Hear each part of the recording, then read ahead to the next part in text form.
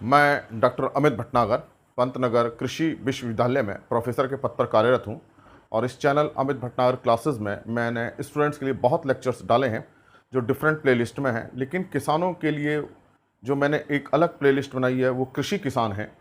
उस कृषि किसान में किसान भाई हिंदी के ये जो मैं चर्चा करता हूँ अलग अलग विषयों पे उसको देख सकते हैं और स्टूडेंट्स उन लेक्चर्स को इन लेक्चर्स को भी देखें और जो प्लेलिस्ट में दूसरे लेक्चर उनको भी देखें।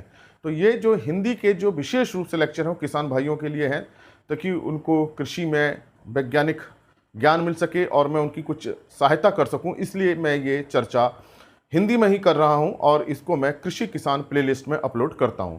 तो हिंदी के लिए आप कृषि किसान प्लेलिस्ट देखिए और अंग्रेजी में ये लेक्चर जो है या मिक्स में दोनों में हिंदी अंग्रेजी दोनों में ये अलग अलग प्लेलिस्ट में मैंने अपलोड कर रखे हैं।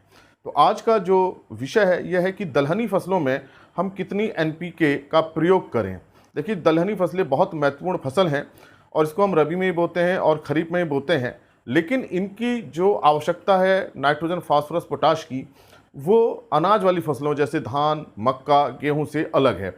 तो कौन सी खाद हमें प्रयोग करनी चाहिए जो इसके लिए बहुत अच्छी हो और कितनी मात्रा में इसका प्रयोग हमें करना चाहिए और कब करना चाहिए, ये बहुत महत्वपूर्ण है। जनरली जब हम दलहनी फसल मूंग को या उड़द को, चने को, मटर को, मसूर को हम उगाते हैं तो हम ये सोचते हैं कि इनमें किसी खाद देने की ज़रूरत नहीं है या किसी उर्वरक की ज़रूरत नहीं है, लेकिन ऐसा नहीं है। इनको भी खाद उर्वरक की ज़रूरत होती है लेकिन कुछ कम मात्रा में ज़रूरत होती है। दलहनी फसलों में राइजोबियम जीवाणु होते हैं, उसकी जड़ों में जो ग्रंथि गांठ बना के रहते हैं जो वायुमंडलीय नाइट्रोजन को लेकर के पौधों को उपलब्ध कराते हैं। तो एक जीवाणु जो बैक्टीरिया है राइजोबियम, वो वातावरण के नाइट्रोजन को लेकर के पौधों को उपलब्ध करा देता है, इसलिए उसमें नाइट्रोजन की आवश्यकता कम होती है लेकिन नाइट्रोजन की आवश्यकता होती है। इसी तरह से फास्फोरस की भी जरूरत है, पोटाश की भी जरूरत है, सभी तत्वों की जरूरत है। लेकिन जो हम खाद प्रयोग करें शुरू में हम कौन सी खाद का प्रयोग करें, कितनी दें, कब दें, ये बहुत महत्वपूर्ण है। क्योंकि आपने देखा होगा कि हम जनरली दलहनी फसल को ऐसे ही छोड़ देते हैं, सोचते हैं कि ज़मीन की उर्वरा शक्ति है उसी से पैदा हो जाएगी, हो तो जाती है लेकिन हमें उतना उत्पादन नहीं मिलता है। अगर हम फसल को, दलहनी फसल को जितनी उसकी ज़रूरत है, जितनी उसकी खुराक है, जितनी उसके पोषक तत्वों की ज़रूरत है उतना हम दे दें तो निश्चित रूप से उपज बहुत अच्छी मिलेगी। बहुत ज़्यादा उर्वरकों को देंगे तो भी जो है उपज कम हो जाती है, इसलिए एक निश्चित मात्रा में देना जरूरी है। तो हमें ये जानना जरूरी है कि दलहनी फसल है, चाहे मूंग है, उड़द है, इसको कितनी नाइट्रोजन की जरूरत होती है, कितनी फास्फोरस की, कितनी पोटाश की। दूसरे पोषक तत्व भी हैं लेकिन आज मैं इन 3 तत्वों पे बात करूंगा कि कितनी कितनी जरूरत है। देखिए, जो दलहनी फसल है उसमें अभी जैसे मैंने बताया कि उसके अंदर जड़ों में दलहनी फसल की, कोई भी दलहनी फसल हो, चना है, मटर है, मसूर है, कोई सी भी है, उसमें जीवाणु होता है जो नाइट्रोजन को, वातावरण के नाइट्रोजन को लेकर के पौधों को दे देता है। इस कारण से उसमें नाइट्रोजन की आवश्यकता कम होती है। तो अगर हम देखें हेक्टर में देखें, और मैं दोनों बताऊंगा हेक्टर में भी और एकड़ में भी कि कितनी नाइट्रोजन की ज़रूरत होगी अगर हम कोई दलहनी फसल लेते हैं। तो देखिए, जो हेक्टर में अगर हम बात करें तो नाइट्रोजन जो है इसमें 20 किलोग्राम प्रति हेक्टर की ज़रूरत होती है। और अगर हम फास्फोरस की बात करें जिसको हम पी कहते हैं, देखिए फास्फोरस को हम पी कहते हैं, नाइट्रोजन को हम एन कहते हैं। ये यूरिया नहीं है, ध्यान रखिए, ये यूरिया नहीं है, ये नाइट्रोजन है, तो इससे कंफ्यूज नहीं होना है। ये नाइट्रोजन की मात्रा है प्रति हेक्टर में। तो फास्फोरस की जो मात्रा होती है वो 40 से 50 किलोग्राम होती है। 40 से 50 किलो 40 से 45 से 50 कर लीजिए या 40 से 50 कर लीजिए, इतनी ज़रूरत होती है किलोग्राम प्रति हेक्टर में। और पोटाश जो होता है वो करीब 30 से 40 चाहिए होता है। 30 से 40 किलोग्राम पोटाश प्रति हेक्टर इतनी ज़रूरत है। अगर देखिए हमें इसको एकड़ में बदलना है तो एक बहुत साधारण विधि यह है कि 1 हेक्टर में 2.5 एकड़ होते हैं। तो इसका मतलब कि एकड़ में इसका हम 2.5 से भाग कर देंगे, मतलब 2.5 से भाग कर देंगे तो इसकी मात्रा आ जाएगी। तो अगर हम इससे भाग कर देते हैं तो ये मोटा मोटा अगर 20 किलोग्राम लेते हैं तो ये 8 किलोग्राम आ जाता है। तो 1 हेक्टर में आप चाहें तो इसको नोट कर सकते हैं, 1 हेक्टर में 2.5 एकड़ होता है, 2.5 एकड़ होता है। तो इसको 2.5 से भाग करेंगे तो 8 किलोग्राम आ जाएगा। इसको 40 मान लें तो ये जो है 16 किलोग्राम हो जाएगा, 16 से लेके 20 किलोग्राम तक हो जाएगा ये। और जो 30 है उसको आप 12 मान लीजिए, तो 12 से लेकर के 16 किलोग्राम तक पोटाश की जरूरत प्रति एकड़ होगी, चाहे वो चना है, मटर है, मसूर है चना है, मटर है, मसूर है, ये जो है हमारी जाड़ों में उगाई जाती हैं, जो रबी फसलें हैं। मूंग है, उड़द है, ये हमारी जो दलहनी फसल है ये हमारी खरीफ में उगाई जाती हैं। तो इन दलहनी फसलों को इतनी इतनी ज़रूरत होती है।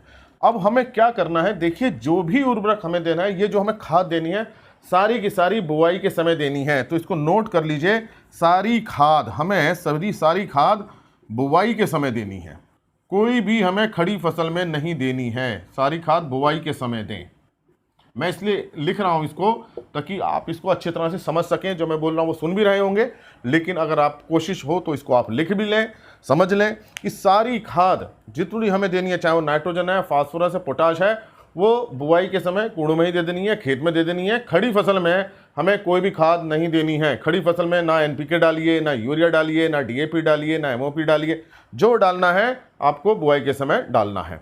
अब हम कितना खाद प्रयोग करें कि हमारी ये आवश्यकता की पूर्ति हो जाए। तो देखिए, अगर हम एकड़ की बात करते हैं या हेक्टर की बात करें, तो ये जो मात्रा है, अगर हम 150 केजी डीएपी ले लें, 100 केजी ले लें, अगर हम 150 ना लें, 100 केजी अगर हम डीएपी ले लें, हेक्टर में अगर लें, अगर हम 100 किलोग्राम डीएपी लेते हैं, इसको मैं समझाना चाह रहा हूं आपको, डीएपी लेते हैं, तो देखिए इसमें कितना होता है, 18% क्या होता है, नाइट्रोजन होता है जिसे एन कहते हैं, और 46% हमारा क्या होता है, P2O5 फास्फोरस होता है।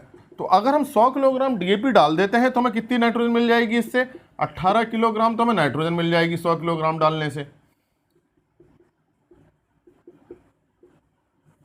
और 46% है तो मतलब 100 हम डाल रहे हैं तो उतनी ही मिलेगी, 46 किलोग्राम हमारा क्या मिल जाएगा, फास्फोरस मिल जाएगी। तो अब हमें देखिए इतनी ही तो चाहिए थी एक हेक्टर में, 20 मतलब 18 आ गई, 20 मतलब उतना 2-3 किलो का कोई अंतर नहीं है।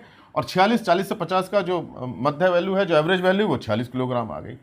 तो ये अगर हम डीएपी 100 किलोग्राम डीएपी डाल दें बुआई के समय एक हेक्टर में, तो हमारा काम हो गया, नाइट्रोजन मिल गया, फास्फोरस मिल गया। लेकिन अभी पोटाश नहीं मिला, तो पोटाश के लिए हम एमओपी डाल दें, एमओपी, म्यूरेट ऑफ पोटाश जिसे कहते हैं, म्यूरेट भी कहते हैं, म्यूरेट ऑफ पोटाश। तो आप इसको नोट कर लीजिए किसी डायरी में या किसी जगह पे, किताब में, कॉपी में, ये आपको रहेगा। अब म्यूरेट ऑफ पोटाश में क्या है कि इसमें भी 60% पोटाश होता है। अगर हम 100 किलोग्राम डालेंगे तो हमें 60 किलोग्राम मिलेगा। तो इसका मतलब अगर हम 50 किलोग्राम अगर हम एमओपी डाल दें तो हमें कितनी मिल जाएगी, 30 किलोग्राम मिल जाएगी। तो 50 किलोग्राम हम डाल देते हैं तो हमारा 30 किलोग्राम पोटाश मिल जाता है। तो देखिए 30 किलोग्राम आ गया। थोड़ा सा बढ़ा सकते हैं, 60 किलोग्राम कर दीजिए तो और मात्रा बढ़ जाएगी। तो इसका मतलब कि अगर हम 100 किलोग्राम डीएपी ले लें, 100 किलोग्राम डीएपी ले लें और 50 किलोग्राम एक हेक्टर में हम एमओपी ले लें, तो हमारा काम एक हेक्टर का हो जाएगा। तो एकड़ में हमारा कितना लगेगा, इसको 2.5 से भाग कर दीजिए तो इसकी हमें मात्रा पता चल जाएगी।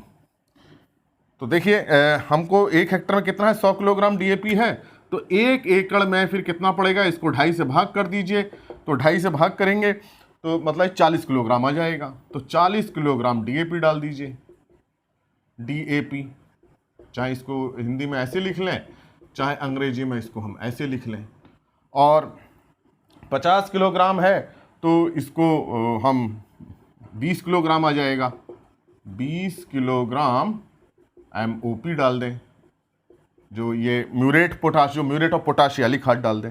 तो आपको समझ में आ गया होगा कि सारी खाद हमें कब डालनी है, बुआई के समय हमें डालनी है। और जब हम बुआई के समय इसको डाल देंगे तो ये हमें इसकी मात्रा पूरी हो जाएगी। तो आप क्या करें, अगर कोई भी दलहनी फसल बो रहे हैं तो एक एकड़ में 40 किलोग्राम डीएपी डाल दें और 20 किलोग्राम एमओपी डाल दें।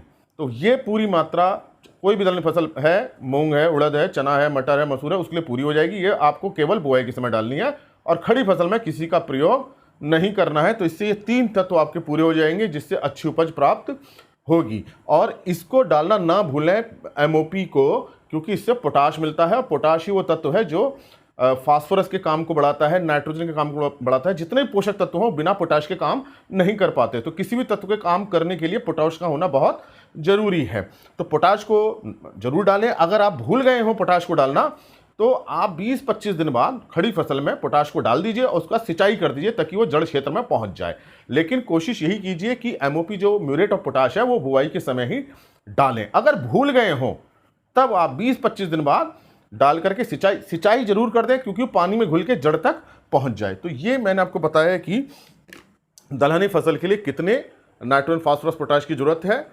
जो अभी मैंने आपको बता दिया है, एकड़ का ही बता दिया है, और डीएपी और एमओपी को डालेंगे जो मैंने मात्रा बताई, तो निश्चित रूप से आपकी दलहनी फसल बहुत अच्छी होगी, उसमें दाना ही बहुत अच्छा आएगा और वृद्धि अच्छी होगी, और इससे जो आपका खेती में लाभ होगा, नुकसान नहीं होगा। धन्यवाद।